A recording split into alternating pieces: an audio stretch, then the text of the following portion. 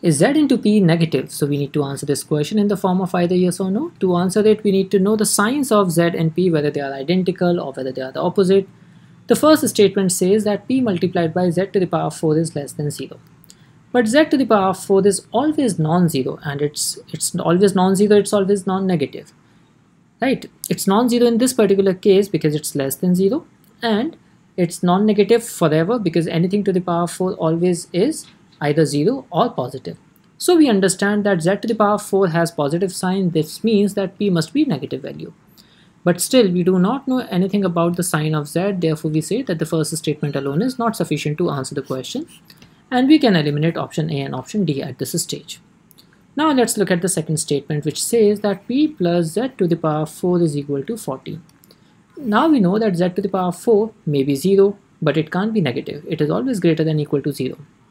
But different values will result in different things, because if Z is equal to 1, P will be equal to 13. If Z is equal to minus 1, P will be equal to 13 again. In this case, Z into P is positive. In this case, Z into P is negative. Therefore, the second statement alone as well is not sufficient to answer the question.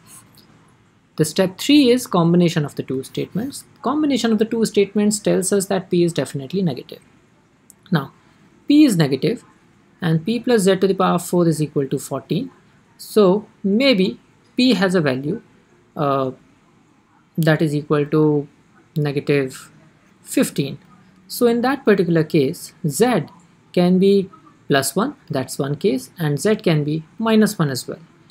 And this satisfies both the statements. So in the first case, Z into P is negative, while in the second case, Z into P is positive. Therefore, even after combining the two statements, we have inconsistent answer of the question. So together, the statements are not sufficient. Hence, the answer of the question is option E. Thank you so much.